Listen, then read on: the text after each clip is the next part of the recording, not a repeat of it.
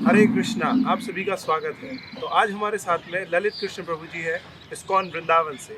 चलिए आज देखते हैं कि भाई जो हमारी यूथ है उनके लिए क्या संदेश देना चाहते हैं प्रभु जी, और इसी के साथ साथ जो हमारा धर्म है, जो कि सनातन धर्म, जो कि अनादिकाल से इस पृथ्वी पे था परंतु अभी विभाजित हो गया है। लोग ये मान रहे हैं कि ये धर्म है, कोई सिख मान रहा है, कोई ईसाई मान रहा है, कोई हिंदू मान रहा है, कोई मुस्लिम मान रहा है। तो क्या वास्तविक धर्म है, इसकी चर्चा करते हुए इसी के साथ साथ हमारे नए युथ को क्या संदेश मिलना चाहिए, हम ललित कृष्ण प्रभु जी के साथ में चर्चा करते हैं।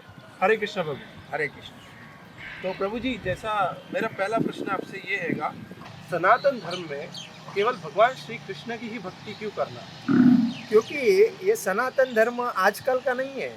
सनातन धर्म ये करोड़ों सालों से आया है, लेकिन सनातन धर्म का जैसा प्रचार होना चाहिए था वैसा प्रचार किसी ने किया नहीं। और जब से प्रभुपाद जी ने जब कृष्ण भक्ति का प्रचार प्रदेश में जाके जब किया, तभी वहाँ के लोगों को पसंद आया सनातन धर्म। आज वो लोग अपनी संस्कृति को आत्मसात करके बच्चों लोगों को ट्रेनिंग दे रहे हैं स्कूल में वगैरह। और इसीलिए सनातन धर्म ही सर्वश्रेष्ठ है, अन्यथा कोई धर्म श्रेष्ठ नहीं है। क्योंकि इसीलिए भगवान श्री कृष्ण बोलते हैं कि सर्व धर्म को त्याग करके मेरे चरण में आ जाओ, मैं आपकी संपूर्ण संरक्षण करूंगा। भगवद गीता में भगवान ये बोलते हैं। तो इसीलिए सनातन धर्म सर्वश्रेष्ठ है जी। तो असल में जो भगवान श्री कृष्ण की भक्ति है वो सनातन धर्म को ही के ही और अग्रसर करती है। बरोबर। तो आप ये कहना चाहते हैं। तो प्रभु जी, इसी बात से मेरा प्रश्न ये आया है कि भाई आप भक्ति में कैसे आए और कब आए? देखिए, मैं एक्चुअली 5 साल से भक्ति कर रहा हूँ। मेरी दादी एकादशी उपवास करती थी और वो एक्चुअली हम लोग का व्यवसाय अलग था, मच्छीमारी का व्यवसाय था। लेकिन दादी दाल राइस वगैरह सब्जी वगैरह खाती थी और मेरे को पसंद आता था। तो दादी को मैं क्या बोलता था, दादी मेरे को ये चाहिए, वो मांस मच्छी मटन नहीं चाहिए। तो दादी बोलती है तुम एक काम करो, एकादशी पकड़ो। तो मैंने बोला हाँ एकादशी पकड़ूंगा। तो एकादशी जब से पकड़ा हूँ तब से मैं भक्ति में हूँ। और जब भी मैं किधर गया हूँ तो मैं मेरा भक्ति प्रथम करता हूँ, बाद में सब काम बाद में करता हूँ। और इसीलिए 5 साल से बच्चों लोगों को अपने घर में कोई भी माता पिता है उन्होंने आदत लगानी चाहिए भक्ति की। अगर वो एक बार भक्ति करता है तो उसको बाद में बोलने की ज़रूरत नहीं है, और भगवान उसका बरोबर संरक्षण करते हैं। इसीलिए मुझे दादी का याद आती है कभी भी। तो 5 साल से मैं भक्ति कर रहा हूँ। आप न्यू जनरेशन को आनंद से जीने का महत्व कैसे बता सकते हैं? देखिए, न्यू जनरेशन आज माया के महाजाल में बहुत फंसा है और इसी से उनको मुख्य क्या करना चाहिए और अपने जीवन के लिए क्या करना है ये नहीं समझ रहे हैं। दूसरा आगे जा रहा है, इसके लिए मुझे भी जाना चाहिए, मैंने भी पढ़ाई की है, ये कंपटीशन में अंधे बन गए हैं। प्रथमता क्या है कि हमें घर से माता पिता के संस्कार महत्व के, दादा दादी के संस्कार महत्व के, लेकिन आजकल के जो नया जनरेशन है वो उनके ऊपर देखता नहीं है। वो सामने वाला जब आगे जाता है तो मैं उससे आगे कैसा जाऊं, यही दिमाग में भरा पड़ा रहता है। देखिए, सुखी जीवन जीना है तो उसके लिए क्या करना चाहिए, भक्तों की संगति में आना चाहिए, भगवान के मंदिर में जाना चाहिए, और भगवान के भक्त क्या करते हैं उनके साथ मिलजुल के रहना चाहिए। और यहाँ अपने पेट भरने के लिए रोजगार करना चाहिए, बराबर है, क्योंकि बिना रोजगारी से अपना पेट नहीं भरेगा। तो वो करने के बाद हमें भक्ति प्रथम करना चाहिए, उसके बाद में ये हम रोजी रोटी के पीछे जाना चाहिए। मैं एडमिट था एक हॉस्पिटल में, और उस टाइम मैं उस एरिया का एक लीडर था, और लीडर होने के बाद में जब उधर का व्यक्ति मुझे देखने आया, क्या हुआ तो देखने के लिए आया तो क्या लेके आया था, ना मिठाई ना फल ना कुछ नहीं लेके आया था, वो खाली भगवद गीता लेके आया था मुझे देखने के लिए। और मुझे क्या बोला कि प्रभु जी आप क्यों टेंशन ले रहे हैं, ये भगवद गीता पढ़ो आपका सब क्लियर हो जाएगा। मैं बोला ऐसा क्यों? तो बोलता है यही तो मेन है, लेकिन उसके पहले मैं भगवान कृष्ण के मंदिर में गया, जू मंदिर में गया था, और इस्कॉन चौपाटी, जू चौपाटी उधर गया। उसके बाद मेरे दिमाग में आया नहीं, मैं कभी कभी जाता था, लेकिन जब वो आया और मैंने जो पढ़ने को स्टार्ट किया, मेरा जो आने वाला पूरा जो भी मतलब तकलीफ थी ऑटोमेटिक क्लियर होता गया, और मेरा सब सैंक्शन होता गया, और मेरे को फैसिलिटी सब मिलती गई। और मैं बाद में मेरे दिमाग में आ रहा ये भगवान ने कैसी लीला की। तो इसका मतलब ये है कि भगवान की अगर भक्ति हम दिल से करते हैं तो भगवान अपने दूत को भेज के, कोई भी आपका वो मित्र भी रह सकता है, लेकिन भगवान उसको दिमाग में हृदय में बैठे हैं तो उसको ज्ञान देते हैं कि तुम जाके उसको ये दे दो। और उसके बाद में ये प्रचिति होती है अपने को कि भगवान अपने पीछे सहायमय है। और उसके बाद वही बात है, तो लोगों को ये समझना चाहिए। हम बोलते हैं पिक्चर लाइन में, ये पिक्चर लाइन एक मैं देखता हूँ पिक्चर लाइन क्यों बनाई है, क्योंकि पिक्चर लाइन लोगों को एक समाज में सुधार करने के लिए बनाई, लेकिन लोगों ने उसका गलत यूज़ किया। आज लोग बोलते हैं पिक्चर लाइन में झगमगाहट होता है, इंजॉय करने को मिलता है। ये अक्षरशः असुरी वृत्ति है वो, और वो नरक में जाने का रास्ता है।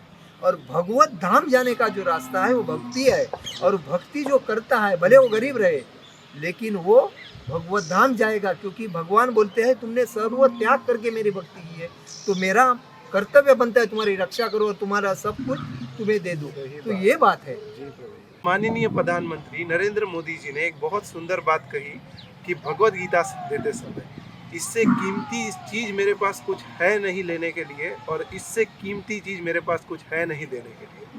तो ये बात बहुत सुंदर लगी प्रभु जी। तो वाकई में Bhagavad Gita is one of the top most book out there.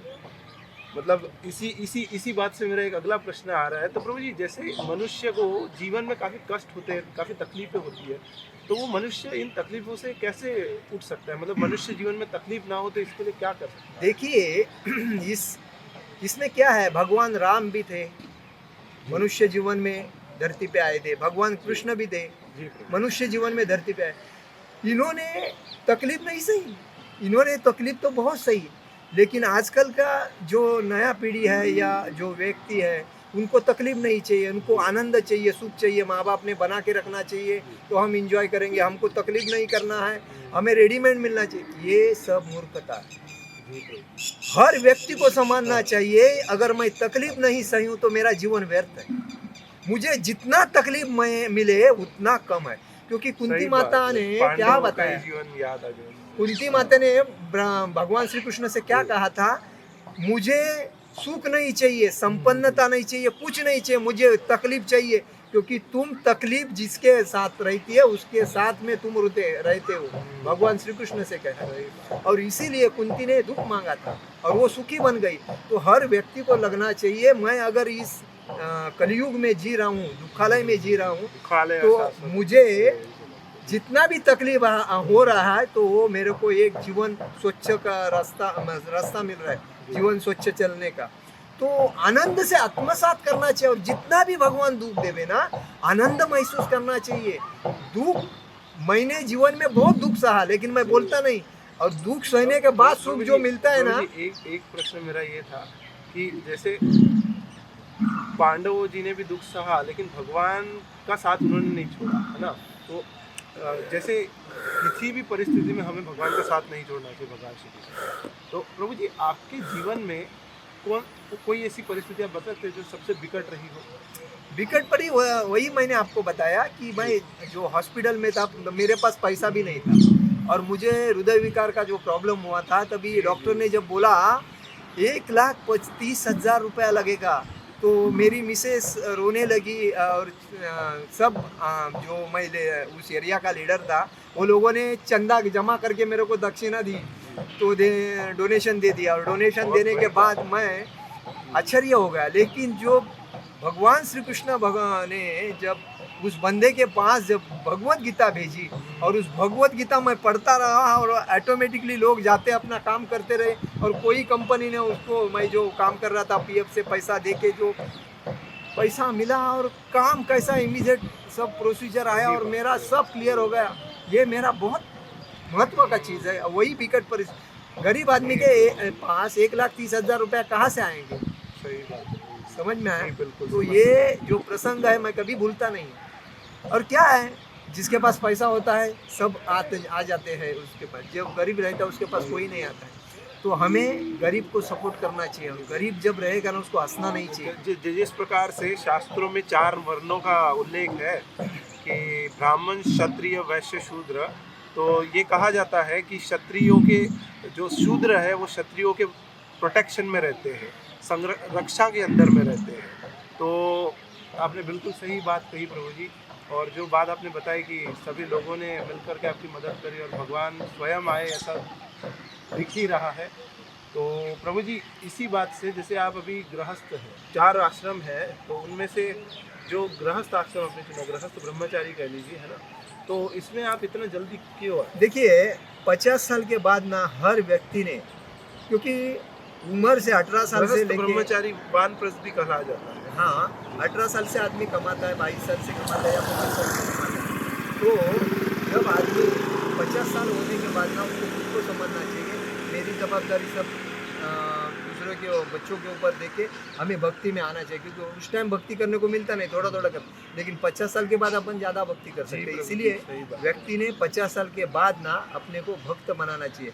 और गृहस्थ है तो वानप्रस्थ में आना चाहिए, और वानप्रस्थ में है तो गृहस्थ भी ब्रह्मचारी बन सकता है। और गृहस्थ ब्रह्मचारी प्रभुपाद क्या थे? गृहस्थ ब्रह्मचारी थे। तो उन्होंने जो किया वैसा हर व्यक्ति ने करना चाहिए। तो प्रभु जी, आपकी कोई इच्छा रहती है, मतलब जैसे आप भगवान से कुछ मांगना चाहे तो कुछ ऐसा? मैं भगवान से यही मतलब मांगता हूँ। भगवान से क्या मांगते हैं फिर? भगवान से यही मांगता हूँ हर टाइम मुझे आपके चरण में भक्ति, सेवा और प्रचार करने को मिलता रहे, बाकी कुछ मांगता नहीं। भगवान ने सब कुछ दिया, और हर व्यक्ति को यही समझना चाहिए, ना बैंक चाहिए, बैलेंस चाहिए, ना पैसा चाहिए, ना प्रॉपर्टी चाहिए, ना गाड़ी के सुंदर से कुछ नहीं चाहिए, खाली सेवा, भक्ति और प्रचार होना चाहिए बस।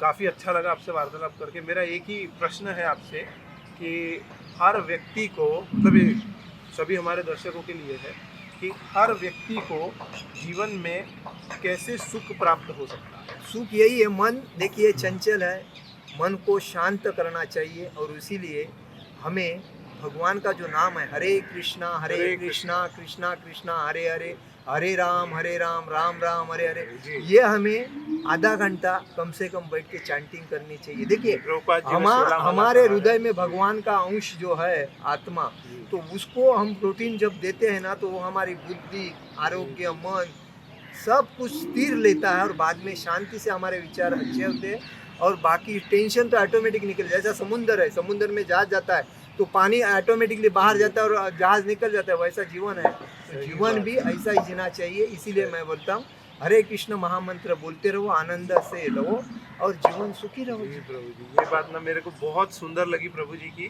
कि भाई जिस प्रकार हम शरीर को भोजन देते हैं अन्न इत्यादि ग्रहण करके, उसी प्रकार भगवत गीता, श्रीमद् भागवतम, चैतन्य चरितमृता, अथवा ये जो महान ग्रंथ है जो हमें दिव्य आशीर्वाद से ही प्राप्त हुए भगवान के गुरु परंपरा में, तो इन ग्रंथों का पठन करना हमारे आत्मा के भोजन, असली आत्मा का भोजन है। तो प्रभु जी का इसी बात के साथ साथ मैं बहुत बहुत शुक्रिया करना चाहूँगा। शुक्रिया प्रभु जी, आपने अपना समय दिया और आप हमारे दर्शकों के लिए आए, और आप आगे भी सेवा का अवसर जरूर दीजिएगा। हरे कृष्ण, हरे कृष्ण।